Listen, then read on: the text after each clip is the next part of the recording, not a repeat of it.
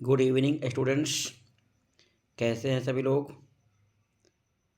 आप सभी को आपका अपना आजाद सर एडू ट्यूब चैनल पर आप सभी के बीच आपके आजाद सर आप सभी को स्वागत करते हैं। चलिए फिर से एक बार पढ़ने के लिए तैयार हो जाइए।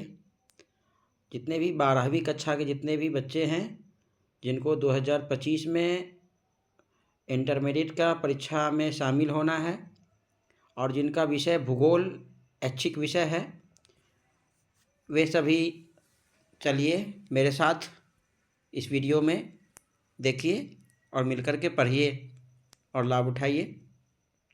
आपके सामने देख रहे हैं भूगोल जो है विषय का 323 विषय कोड जो है, इसको मैं आपके सामने लेकर के आया हूँ। इसके विभिन्न वस्तुनिष्ठ प्रश्नों को मैं आपको हल कराऊंगा। यह विषय की परीक्षा आपको 2025 में आपको प्रोग्राम निकल चुका है, आप लोग देख भी लिए होंगे। 5 फरवरी को सेकंड शिफ्ट में भूगोल का परीक्षा होने वाला है। आपको 12वीं कक्षा के जो इंटरमीडिएट के जो आईए आर्ट्स पेपर के जितने भी बच्चे हैं आर्ट्स फैकल्टी के, उनको भूगोल विषय कोड 323 का कुल 100 नंबर में 30 नंबर प्रैक्टिकल होता है और 70 नंबर जो थ्योरी पेपर होता है उसका 50% यानी 35 नंबर आपको ऑब्जेक्टिव प्रश्न के होंगे। और इसके लिए आपको कुल 70 प्रश्न दिए जाएंगे। 70 प्रश्न में आपको जो आपको अच्छा लगे उस 35 प्रश्नों को हल OMR शीट पर रंगना है। ठीक है, तो आप 35 प्रश्नों को जवाब देना है, लेकिन इस प्रश्न में आपको टोटल हम 70 प्रश्नों का हल करवा रहे हैं। आप यदि पहले से मॉडल पेपर प्राप्त कर चुके हैं तो देखिए कि 70 प्रश्न में आप कितने सही प्रश्नों का उत्तर दे सकते हैं। 35 तो आपको देने ही हैं, लेकिन 70 प्रश्नों को जानिए और 70 प्रश्न में आप कितने जानते हैं वो देखिएगा। और साथ ही साथ यदि अभी तक आपने मेरा चैनल आजाद सर एरोट्यूब चैनल को अभी तक सब्सक्राइब नहीं किए हैं तो जल्दी से चलिए सब्सक्राइब कर लीजिए और वीडियो देखना शुरू, प्रश्नों का हल कीजिए। सबसे पहले आप देख लीजिएगा, टिक लगाइए। उसके बाद मैं जो लगाता हूँ देखिए आपका मैच सही खाता है या नहीं। कमेंट सेक्शन पे कमेंट भी कीजिएगा वीडियो कैसा लगा। चलिए प्रारंभ करते हैं। पहला प्रश्न है कि निम्नलिखित में से कौन मानव भूगोल का उपागम है। विकल्प हैं क्षेत्रीय विभिन्नता, स्थानीय संगठन, अन्वेषण एवं वर्णन और इनमें से सभी। ऐसे प्रश्न ज़्यादातर जो होते हैं जो ऑल ऑफ दे जो होते हैं, ऐसे ये कोई ज़रूरी नहीं कि यही होगा, लेकिन अधिकांश में यह उत्तर सही हो जाता है और यहाँ भी यह उत्तर सही हो रहा है। तो पहला प्रश्न का सही उत्तर होगा डी। पहला प्रश्न का सही उत्तर आपके सामने पहला का option number D is the right answer. दूसरा है सैन्य भूगोल मानव भूगोल के किस क्षेत्र से संबंधित है। सैन्य भूगोल जो यहाँ पर जो है राजनीतिक भूगोल से संबंधित है। सैन्य भूगोल मानव भूगोल के राजनीतिक क्षेत्र से संबंधित है।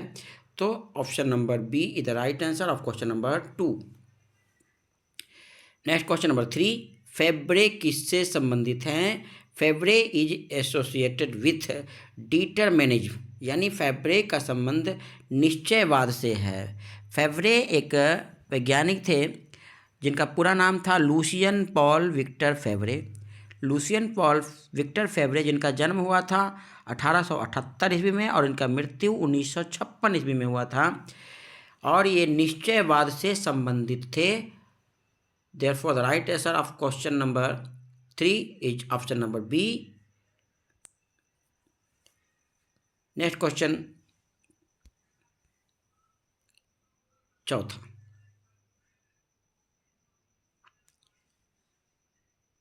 चौथा का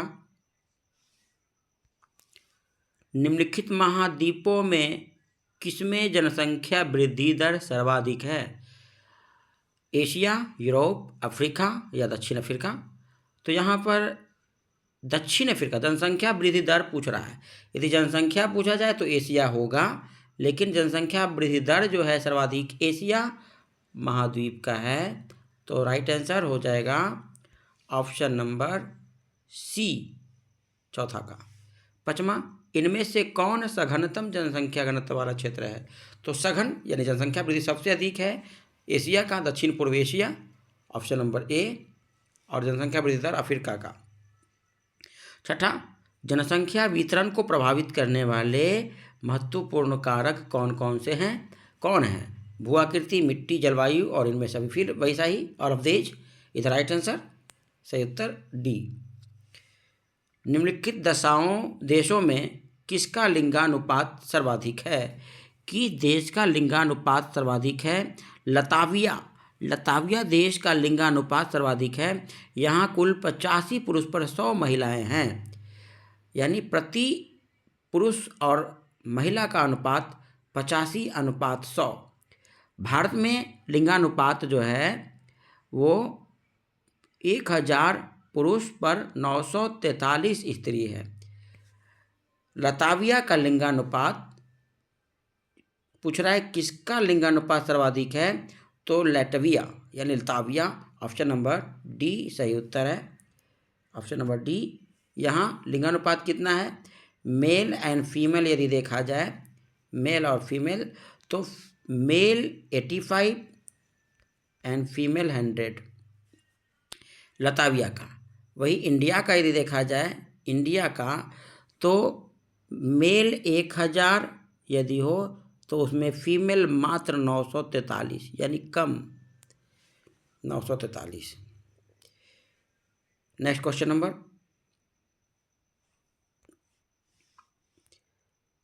8वां। निम्नलिखित देशों में किसमें प्रसन्नता को प्रगति की माप माना जाता है? विभिन्न देशों में मात्र एक भूटान ही एक ऐसा देश है जहाँ की प्रसन्नता को प्रगति की माप माना जाता है। भूटान को मात्र भूटान देश है जहाँ प्रसन्नता को प्रगति की माप, देश की प्रगति की माप माना जाता है। तो 8वां का सही उत्तर सी। 9वां है आयु लिंग पिरामिड का संबंध किससे है? पुरुष और महिला के जनसंख्या को प्रदर्शित करता है आयु लिंग पिरामिड। तो 9वां का सही उत्तर ए। 10वां, निम्नलिखित में से कौन एकल कृषि का उत्पाद है? कौन एकल कृषि का उत्पाद है? क्वेश्चन नंबर 10वां। इनमें से सभी जो हैं एकल कृषि का उत्पाद है। केला, चाय, रबर, सभी, ऑल ऑफ देज। फिर से एक बार वही ऑल ऑफ देज, ऑप्शन नंबर डी। 11वां, निम्नलिखित में से कौन प्राथमिक क्रियाकलाप से संबंधित है? कृषि, वानिकी, आखेट, इनमें से सभी। एक बार फिर से वही ऑल ऑफ देज is the right answer. Option number D is the right answer of question number 11th।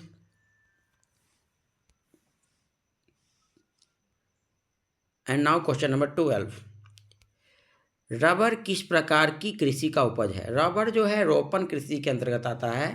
तो यहाँ रोपण कृषि ऑप्शन नंबर सी में दिया हुआ है। 12वां का सही उत्तर सी। 13, निम्नलिखित में से किसे कर्तन दहन कृषि भी कहते हैं? Which agriculture is called slash burn agriculture? कर्तन दहन कृषि किसे कहते हैं? क्वेश्चन नंबर 13 सही उत्तर होगा आदिम निर्वाह कृषि। कर्तन दहन कृषि किसको कहते हैं? क्वेश्चन नंबर 13 का सही उत्तर option number B. Question number 14, विस्तृत व्यापारिक अनाज उत्पादक कृषि कौन सा नहीं की जाती है?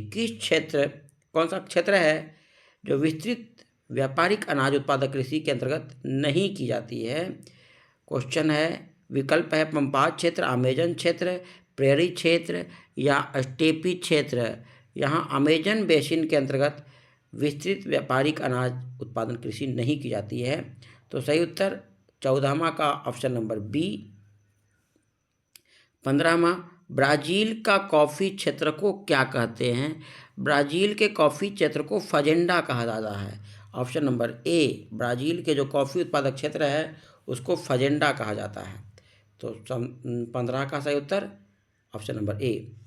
नेक्स्ट क्वेश्चन 16, निम्नलिखित में से कौन रोपण कृषि का उत्पाद नहीं है? चाय, कॉफ़ी और गन्ना ये तीनों रोपण कृषि के अंतर्गत आता है। गेहूं जो है रोपण कृषि के अंतर्गत नहीं आता है। Option number B D is the right answer of question number 16।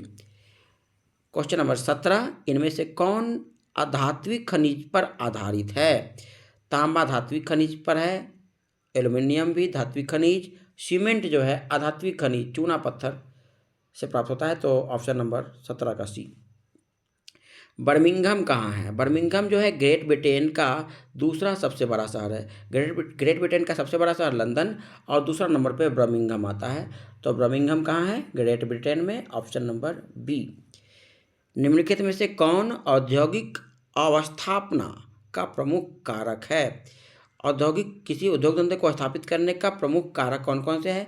पूंजी, बाजार, ऊर्जा और सभी। एक बार फिर से ऑल ऑफ देज।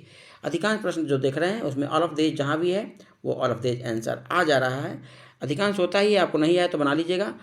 और ऐसे तो अच्छा होगा कि आप इसको पढ़ करके अच्छी तरह जान करके आंसर दें।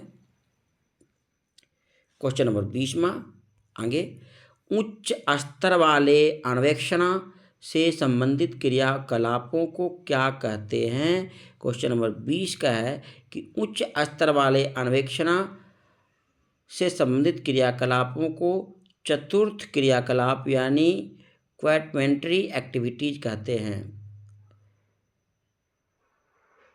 क्वाटरनरी एक्टिविटीज कहलाते हैं उच्च स्तर वाले अन्वेषण से संबंधित क्रियाकलापों को। क्वेश्चन नंबर 20वां का ऑप्शन नंबर बी। 21वां, निम्नलिखित में से कौन पंचम क्रियाओं से संबंधित है? पंचम क्रिया का संबंध परामर्शदाता कंसल्टेंट्स, परामर्शदाता का संबंध पंचम क्रिया से है। 21वां का सही उत्तर डी।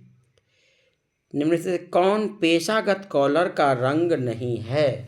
पेशागत कॉलर का रंग, इसमें से काला जो रंग है वो किसी पेशेगत व्यक्ति के कॉलर का रंग नहीं होता है। Option number B is the right answer.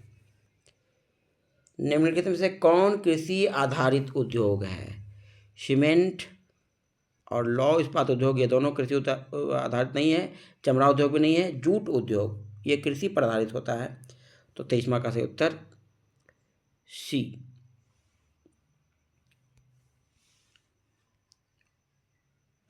आगे question number 24, metre gauge rail line की चौड़ाई कितनी होती है? तो पहले तो आप जान जाइए रेलवे लाइन जो होती है 3 प्रकार के होते हैं। एक होता है ब्रॉड गेज जिसकी चौड़ाई सबसे अधिक, ब्रॉड गेज नाम से ही ब्रॉड विस्तार, सबसे ज़्यादा इसकी चौड़ाई होता है 1.6 मीटर।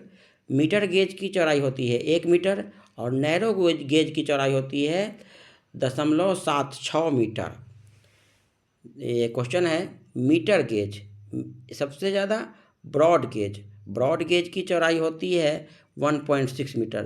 तो इसमें 1.6 मीटर दिया हुआ है ऑप्शन नंबर ए में, लेकिन मीटर गेज का तो है नहीं। मीटर गेज रेल लाइन होती है उसकी चौड़ाई मात्र 1 मीटर होता है। मीटर गेज की चौड़ाई कितना होता है? 1.0 मीटर, 1.0 मीटर। तो ये कोई नहीं है, ऑप्शन नंबर डी हो जाएगा। मीटर गेज की चौड़ाई होता है 1 metre. Option number D is the right answer. एक बार फिर से बताते हैं, मीटर रेल लाइन 3 प्रकार के होते हैं। ब्रॉड गेज सबसे चौड़ी जो वर्तमान में भी चल रहा है, इसकी चौड़ाई होती है 1.6 मीटर। मीटर गेज की चौड़ाई होती है 1 मीटर और जो नैरो गेज होती है उसकी चौड़ाई होती है 0.76 metre. Question number 25, big inch किससे संबंधित है? बिग इंच जो है ये पेट्रोलियम पाइपलाइन से इसका संबंध है। पेट्रोलियम का जो पाइपलाइन बिछा है उससे संबंधित है। तो 25वां का सही उत्तर डी। विश्व के प्रमुख समुद्री पत्तन निम्नलिखित में से किस प्रकार के हैं? विश्व के प्रमुख समुद्री पत्तन निम्नलिखित में से किस प्रकार के हैं? प्रश्न क्वेश्चन नंबर 26। ये विश्व के प्रमुख समुद्री पतन के अंतर्गत नौसेना पतन आता ही है, तेल पतन भी आता है और विस्तृत पतन भी आता है और औद्योगिक पतन आता है। तो सारे के सारे ऑप्शन सही हैं, ऑल ऑफ देश भी नहीं दिया हुआ है। तो यहाँ सब इसका सही है विकल्प सारे के सारे, A, B, C and D। All of देश है भी नहीं, चलिए क्वेश्चन थोड़ा विकल्प गलत है। क्वेश्चन नंबर 27, ट्रांस महाद्वीपीय स्टुअर्ट महामार्ग किसे जोड़ता है? 27वां प्रश्न का सही उत्तर होगा ऑप्शन नंबर बी, ट्रांस महाद्वीपीय स्टुअर्ट महामार्ग डार्विन से मेलबोर्न को जोड़ता है, जिसकी कुल लंबाई 14,500 किलोमीटर है। 14,500 किलोमीटर लगभग इसकी लंबाई है, जो डार्विन से मेलबोर्न को जोड़ती है। तो सही उत्तर ऑप्शन नंबर बी 27वां का।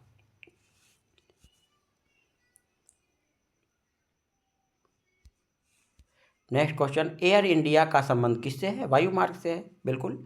एयर इंडिया का संबंध वायु मार्ग से है, बिल्कुल हल्का प्रश्न। डी, विश्व व्यापार संगठन WTO की स्थापना कब किया गया था?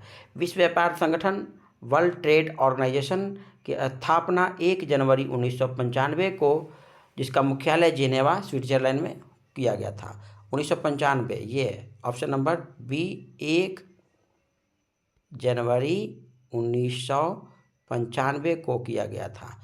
तो सही उत्तर, और मुख्यालय कहाँ में है इसका? जेनेवा में। तो option number B is the right answer, B 20वां का। OPEC organisation of petroleum exporting countries का मुख्यालय कहाँ है? ओपेक का मुख्यालय वियना, ऑस्ट्रिया में।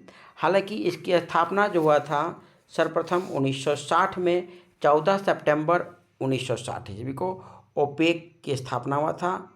14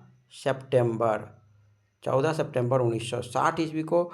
और इस समय जो इसकी स्थापना हुआ था वो बागदाद में हुआ था, परंतु बाद में चल करके 5 वर्ष बाद इसका मुख्यालय वियना में कर दिया गया।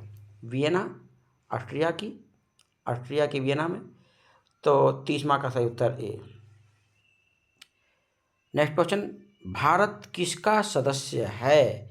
ये क्वेश्चन इसमें कि सबको जानना पड़ेगा, भारत किसका सदस्य है?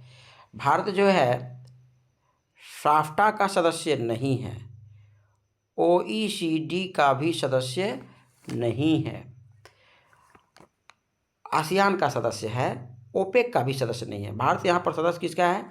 आसियान का सदस्य है, ऑप्शन नंबर सी। यहाँ साफ्टा का नहीं है, OECD का भी नहीं है और ओपेक का भी नहीं है।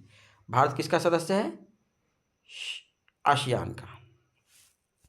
चलिए नेक्स्ट क्वेश्चन नंबर 32, दो देशों के मध्य जो व्यापार होता है उसको क्या कहलाता है? अंतर्राष्ट्रीय व्यापार। यहाँ अंतर्देशीय व्यापार भी कितने बच्चे लगा सकते हैं? नहीं, यहाँ दो देशों के मध्य जो व्यापार होता है उसको अंतर्राष्ट्रीय व्यापार कहते हैं। Option number D is the right answer of question number 32। सड़क के सहारे किस प्रतिरूप की बस्ती मिलती है? सड़क के किनारे मुख्यतः आयताकार प्रतिरूप की जो बस्तियां हैं वो मिलती है, रेक्टेंगुलर शेपेड बस्ती। ये option number B is the right answer of question number 33। सड़क के सहारे रेक्टेंगुलर शेपेड बस्तियां मिलती है। Which pattern of settlement is found along a road is rectangular shaped. सन्नगर शब्द का प्रयोग किसने किया था? क्वेश्चन नंबर 34, सन्नगर शब्द का प्रयोग सर्वप्रथम पैट्रिक गेडिज ने 1915 ईस्वी में किया था। यह Patrick Geddes, option number A, Patrick Geddes ने सर्वप्रथम 1915 ईस्वी में सन्नगर शब्द का प्रयोग किया था। सही उत्तर 34 के ए। मिलियन सिटी की जनसंख्या कितनी होती है? नाम से ही पता चल रहा है, मिलियन सिटी यानी जिसकी जनसंख्या कितना हो, 1 मिलियन से अधिक हो। 1 मिलियन 10 लाख को कहते हैं, इसलिए जिसकी जनसंख्या 10 लाख से अधिक हो, option number C. Next question 36, किस भाषाई परिवार की भारत में जनसंख्या सबसे कम है? भारत में विभिन्न भाषा के आधार पर देखा जाए तो सबसे कम जनसंख्या चीनी तिब्बती का है। सबसे कम जनसंख्या किसका है? चीनी तिब्बती का। और दूसरा नंबर पे ऑस्ट्रिक का। फर्स्ट नंबर पे सबसे कम है चीनी तिब्बती का, और सेकेंड नंबर पे है ऑस्ट्रिक। तो यहाँ ऑप्शन फर्स्ट में पूछ रहा है सबसे कम, तो चीनी तिब्बती, सही उत्तर सी। 2011 के जनगणना के अनुसार निम्नलिखित राज्यों में से किसकी जनसंख्या घनत्व सबसे कम है? तो सबसे कम जनसंख्या घनत्व है अरुणाचल प्रदेश का, मात्र 17 व्यक्ति प्रति वर्ग किलोमीटर जनसंख्या घनत्व है अरुणाचल प्रदेश का 2011 की जनगणना के अनुसार। और सबसे अधिक बिहार का। सबसे कम अरुणाचल प्रदेश का जनसंख्या घनत्व है और सबसे अधिक बिहार का। 37वां का सही उत्तर बी। 2011 की जनगणना के अनुसार भारत का जनसंख्या घनत्व कितना था? बहुत ही फेमस इंपॉर्टेंट क्वेश्चन। 382 व्यक्ति प्रति वर्ग किलोमीटर 2011 के जनगणना के अनुसार भारत की जनसंख्या घनत्व था। तो सही उत्तर बी। ये सब बहुत ही इंपॉर्टेंट क्वेश्चन है। ये सिर्फ 11th-12th के लिए नहीं, बल्कि ये विभिन्न प्रकार के कंपटीशन के लिए भी ये बहुत इंपॉर्टेंट क्वेश्चन, इसको याद कीजिए। 2011 के जनगणना अनुसार भारत की जनसंख्या घनत्व कितना था? 382 व्यक्ति प्रति वर्ग किलोमीटर। भारत, क्वेश्चन नंबर 39, अगला प्रश्न। भारत में जनगणना का महान विभाजक वर्ष कौन था? ये 1921 जो था, ये जनगणना का महान विभाजक वर्ष इसीलिए कहा जाता है क्योंकि हर 10 वर्ष पर जनगणना जो हमेशा बढ़ते जाता है, लेकिन 1911 की अपेक्षा 1921 में भारत की जनसंख्या घट गया था, इसीलिए इसको महान विभाजक वर्ष भी कहा जाता है। तो 39 का सही उत्तर सी।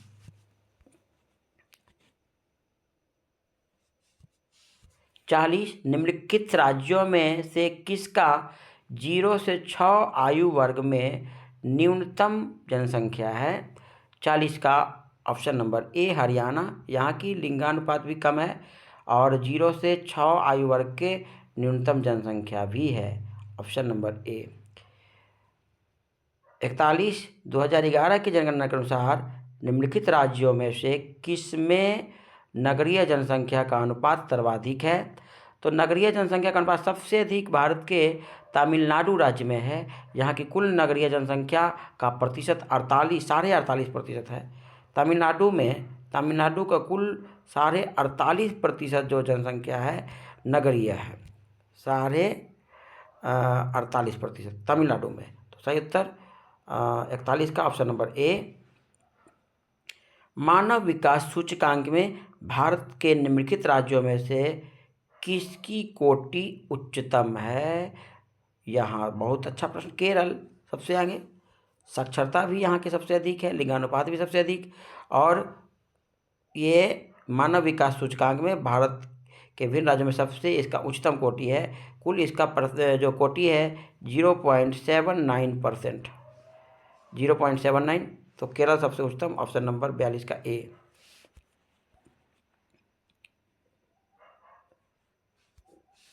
43, सिंगरैनी क्या है? सिंगरैनी एक कोल उत्पादक कोल खनन क्षेत्र है। तो सिंगरैनी क्या है? खनन नगर है। 43वां का सिंगरैनी कोयला का एक खनन कंपनी खनन नगर है, ऑप्शन नंबर बी। बुंदेलखंड प्रदेश में किस प्रकार की ग्रामीण बस्तियां पाई जाती है? बुंदेलखंड जो है यहाँ काफ़ी सघन बस्तियां हैं, गुच्छित बस्तियां, यहाँ क्लस्टर्ड सेटलमेंट्स, गुच्छित बस्तियाँ जिसमें काफ़ी छोटे छोटे और सघन घर होते हैं और गलियाँ काफ़ी संकरी पतली होती है। तो option number B is the right answer of question number 44। Ghaziabad क्या है? गाजियाबाद भारत के काफ़ी प्राचीन नगर था जो सिंधु घाटी सभ्यता काल के था। ये लगभग 2500 ईस्वी पूर्व पुराना नगर है गाजियाबाद। ऐसे भारत के सबसे प्राचीन नगर वाराणसी है, लगभग 5000 ईस्वी पूर्व पुराना, लेकिन यहाँ गाजियाबाद भी एक प्राचीन नगर था, ऑप्शन नंबर ए। भारत में सर्वाधिक जनसंख्या वाला मेगापोलिस कौन है? भारत में सबसे अधिक जनसंख्या वाला मेगापोलिस दिल्ली। यहाँ दिल्ली की जो जनसंख्या है, विभिन्न जो नगर दिए गए उसमें सबसे अधिक है। यहाँ की जनसंख्या लगभग 25 मिलियन से भी अधिक है। दिल्ली की जनसंख्या 25 मिलियन से भी अधिक है। 46 का सही उत्तर बी। यहाँ 25 मिलियन मिलियन से भी अधिक है दिल्ली की जनसंख्या। तो सर्वाधिक जनसंख्या वाला मेगालोपोलिस वो कौन है? दिल्ली। ऑप्शन नंबर बी 46वां का। 47वां क्वेश्चन, निम्नलिखित में से कौन भू उपयोग का संवर्ग नहीं है? सीमांत भूमि कृषि जो है, यहाँ पर जनरली उद्योग धंधे या शहर बसाए जाते हैं, तो ये सीमांत भूमि जो है भू उपयोगी संवर्ग के अंतर्गत नहीं आते हैं। Option number C. 48वां क्वेश्चन, निम्नलिखित में से कौन भारतीय कृषि की समस्या है? निम्न उत्पादकता समस्या है ही, विखंडित छोटे छोटे जोत भी है समस्या है ही, अनियमित मानसून का आगमन जो है ये भी कृषि की प्रमुख समस्या है। तो इनमें से सभी एक बार फिर से all of these is the right answer of question number 48। Bharat में सर्वप्रमुख जूट उत्पादक क्षेत्र कौन है? भारत में सबसे प्रमुख जो जूट उत्पादक राज्य है पश्चिम बंगाल, गंगा डेल्टा का क्षेत्र में आता है। तो 49 का ऑप्शन नंबर ए। हरित क्रांति का संबंध किससे है? ये श्वेत क्रांति दुग्ध उत्पादन से है। हरित क्रांति का संबंध खाद्य उत्पादन से है और इसका सबसे ज़्यादा प्रभाव गेहूं के उत्पादन पर पड़ा था 70 के दशक में। हरित क्रांति तो 50 का सही उत्तर ए।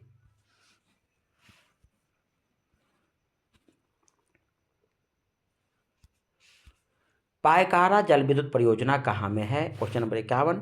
पायकारा जल विद्युत परियोजना तमिलनाडु के ऊटी जो क्षेत्र है, जो पर्वतीय नगर है, वहाँ से लगभग 19 किलोमीटर दूर है। तो पायकारा जल विद्युत परियोजना तमिलनाडु में स्थित है। ऑप्शन नंबर ए। निम्नलिखित में से कौन पश्चिमी भारत की नदी बेसिन है? पश्चिमी भारत की नदी बेसिन, इसमें एकमात्र माही बेसिन आता है। जो पश्चिमी भारत की नदी बेसिन है इसके अंतर्गत राजस्थान, गुजरात और मध्य प्रदेश के क्षेत्र ये कवर करते हैं। माही बेसिन भारत की पश्चिमी भारत की नदी बेसिन के अंतर्गत आएगा। ऑप्शन नंबर ए। निम्नलिखित में से कौन सबसे छोटी बेसिन है?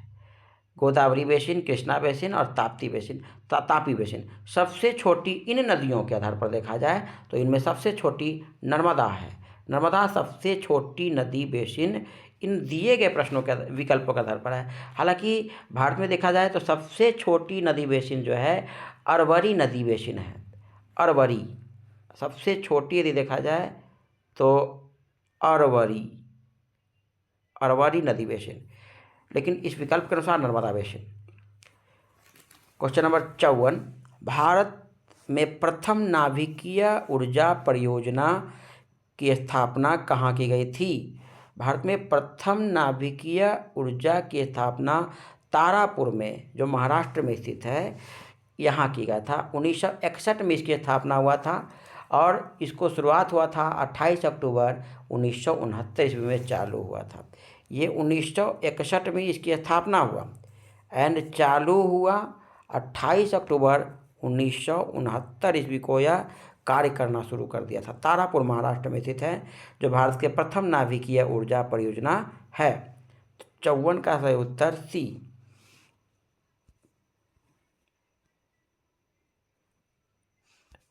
55।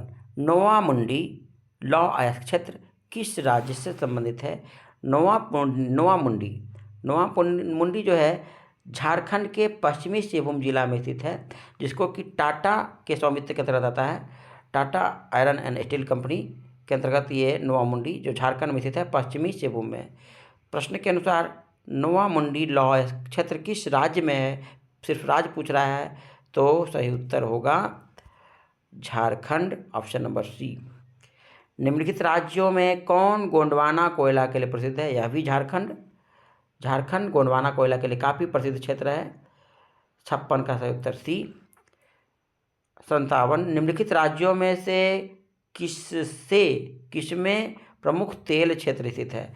भारत का सबसे प्रमुख तेल क्षेत्र है असम। ऐसे सबसे पहला यहाँ दिग्बोई, यहीं से तेल का उत्पादन सबसे प्रथम यहीं से असम के दिग्बोई से। ऐसे प्रथम नंबर पे आसाम, दूसरा नंबर पे गुजरात और तीसरा नंबर पे राजस्थान आता है। तो इसमें प्रमुख तेल क्षेत्र असम का नाम आएगा। Option number C. यहाँ कुल तेल का लगभग 27% भंडार असम में है। कुल भारत का जो तेल भंडार है उसका 27% असम में है। सबसे पहले यहीं दिग्बोई, दिग्बोई कहाँ में है? असम में। यहाँ से सबसे पहले तेल उत्पादक प्राप्त हुआ था।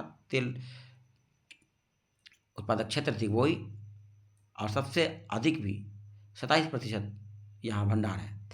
अगला क्वेश्चन है, पंचपटमाली खान किस खनिज से संबंधित है? पंचपटमाली जो है बॉक्साइट, जिससे कि एल्युमिनियम प्राप्त होता है, वहाँ से पंचपटमाली खान क्षेत्र से प्राप्त होता है। तो ऑप्शन नंबर डी बॉक्साइट, 58 का सही उत्तर डी। नेक्स्ट क्वेश्चन नंबर 59, निम्नलिखित राज्यों में से किसमें कैगा नाभिकीय ऊर्जा केंद्र अवस्थित है? किस राज्य में कैगा नाभिकीय ऊर्जा केंद्र अवस्थित है? कर्नाटक में है। कर्नाटक के कन्नड़ जिला में जो काली नदी के किनारे यह कैगा नाभिकीय ऊर्जा केंद्र अवस्थित है। ऑप्शन नंबर सी, कर्नाटक के कन्नड़ जिला में काली नदी के किनारे यह कैगा नाभिकीय ऊर्जा केंद्र अवस्थित है। अगला प्रश्न 60वां, बैलाडीला किस खनिज के लिए प्रसिद्ध है? बैलाडीला जो है छत्तीसगढ़ में स्थित है और यह लौह अयस्क के लिए प्रसिद्ध क्षेत्र है। लौह उत्पादक केंद्र है बैलाडीला। तो 60 का ऑप्शन नंबर ए।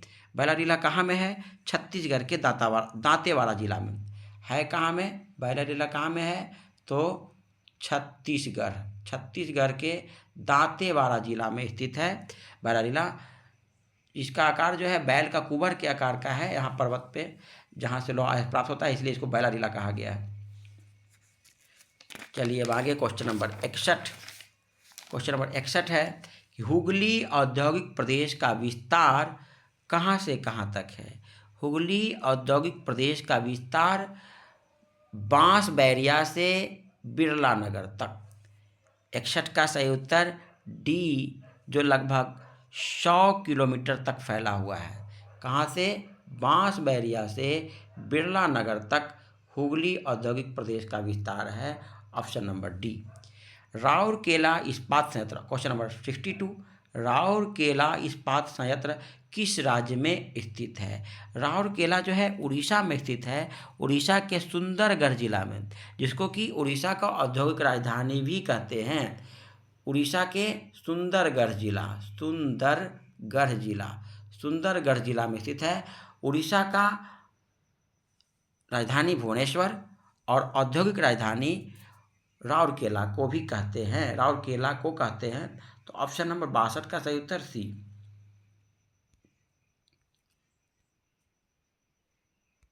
63, हस्तकरघा उद्योग क्या है? हस्तकरघा उद्योग है, कुटीर उद्योग है, बिल्कुल हल्का। Option number B. भरमौर जनजातीय क्षेत्र का संबंध किससे है? भरमौर जनजातीय क्षेत्र पे गद्दी जनजाति पाया जाता है। ऑप्शन नंबर ए, भरमौर जनजातीय क्षेत्र जो है वहाँ गद्दी जनजाति जो है वो पाए जाते हैं। Option number, question number 65, Neeru और मीरू का संबंध किससे है? नीरू मीरू एक बहुत ही इम्पोर्टेंट, ये अच्छा प्रश्न है, 65 दिया है।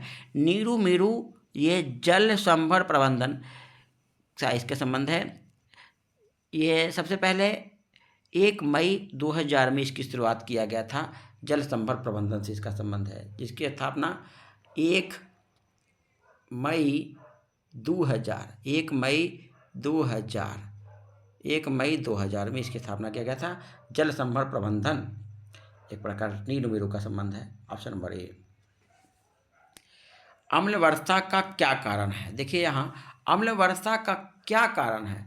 अम्ल वर्षा का कारण यहाँ पर वायु प्रदूषण होगा, और अम्ल वर्षा के कारण जल प्रदूषण और ध्वनि प्रदूषण। इसके कारण जल प्रदूषण और भूमि प्रदूषण, ये दोनों जो है, जल प्रदूषण और भूमि प्रदूषण का कारण अम्ल वर्षा है, और अम्ल वर्षा का कारण वायु प्रदूषण।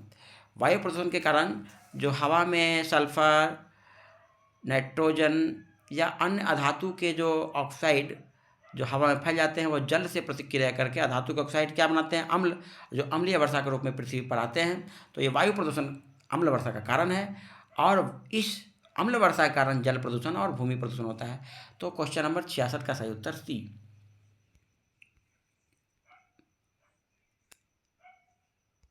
67 पूर्व पश्चिम गलियारा किसे जोड़ता है?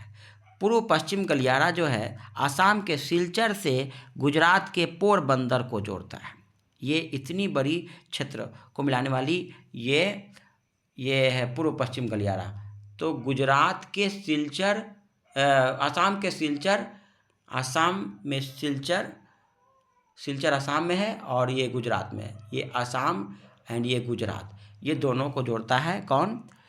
पूर्व पश्चिम गलियारा, जिसको NH-27 के भी नाम से जानते हैं।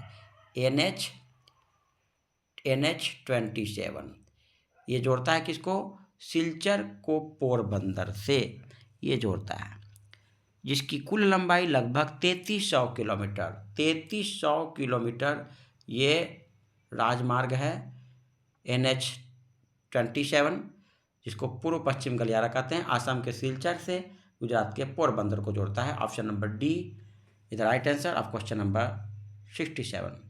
मैंगलोर पत्तन कहाँ में है? Question number 68। मैंगलोर पत्तन जो कर्नाटक में स्थित है। ऑप्शन नंबर सी। भारत में पहला रेडियो कार्यक्रम, अच्छा तरह से, बहुत अच्छा प्रश्न है। भारत में पहला रेडियो कार्यक्रम कब प्रसारित हुआ था? भारत में पहला रेडियो कार्यक्रम 1923 ईस्वी में, जून 1923 ईस्वी में बॉम्बे में रेडियो कार्यक्रम प्रसारित हुआ था, बॉम्बे के रेडियो क्लब से। ऐसे भारत में रेडियो प्रसारण की शुरुआत सबसे पहले 1920 के दशक में ही हो गया था, लेकिन इसका प्रसारण सबसे पहले बॉम्बे के रेडियो क्लब से 1923 ईस्वी में, जून 1923 ईस्वी में। कब? जून 1923 ईस्वी में। कहाँ में? बॉम्बे में इसका प्रसारण हुआ था। Option number D is the right answer. ऐसे 1937 ईस्वी में बाद में चल करके सबसे पहले ऑल इंडिया रेडियो की स्थापना हुआ 1937 ईस्वी में। बाद में चल करके इस ऑल इंडिया रेडियो का नाम बदल करके 20 वर्ष बाद यानी 1957 ईस्वी में इसका नाम बदल करके आकाशवाणी कर दिया गया। रेडियो से संबंधित प्रमुख प्रश्नों का उत्तर आप इसमें देख रहे हैं कि 1923 ईस्वी में सबसे पहले रेडियो क्लब से इसका प्रसारण हुआ था रेडियो। उसके बाद इसकी शुरुआत हम बताएं 1920 के दशक में हुआ था। सबसे पहले ऑल इंडिया रेडियो का स्थापना 1937 ईस्वी में, बाद में इसका नाम बदल करके 1957 में आकाशवाणी किया गया। विकल्प में जो पूछ रहा है, भारत में पहला रेडियो कार्यक्रम कब प्रसारित हुआ? जून 1923 ईस्वी में। Option number D. Question number 77 और लास्ट प्रश्न, इस मॉडल पेपर का लास्ट प्रश्न, पर्वतीय क्षेत्र विकास कार्यक्रम की शुरुआत किस पंचवर्षीय योजना में हुआ? तो भारत के 5वीं पंचवर्षीय योजना में पर्वतीय क्षेत्र विकास कार्यक्रम की शुरुआत किया गया था। तो 70 का सही उत्तर सी। इस प्रकार सभी प्रश्न 70 प्रश्न, चूँकि 70 प्रश्न ही पूछे जाएंगे, जिसमें 35 प्रश्नों का उत्तर देना है और 30 नंबर का आपका प्रैक्टिकल होगा जो आपके विद्यालय में होगा। 70 प्रश्न का विकल्प आप लोगों ने देखा, सही उत्तर देखा।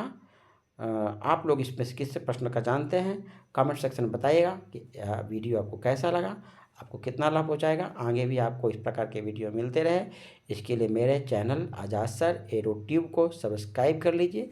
आगे भी इस वीडियो को आप ऐसे वीडियो को प्राप्त करें। कई मॉडल सेट आपको बताएंगे, आंसर बताएंगे और इसके बाकी प्रश्नों को देख लीजिए। और भी इसके जो सब्जेक्टिव प्रश्न हैं एक एक करके देख लीजिएगा, पॉज कर करके देखते रहिएगा। 30 प्रश्न में से आपको 15 प्रश्न बनाने हैं। 30 प्रश्न नहीं है, 20 प्रश्न है। 20 प्रश्न में से 10 प्रश्न बनाने हैं और फिर 5-5 नंबर के कुल 6 प्रश्न दिए गए हैं, जिसमें आपको 3 प्रश्न बनाने हैं। ठीक है। वीडियो देखने के लिए एक बार धन्यवाद। Good bye.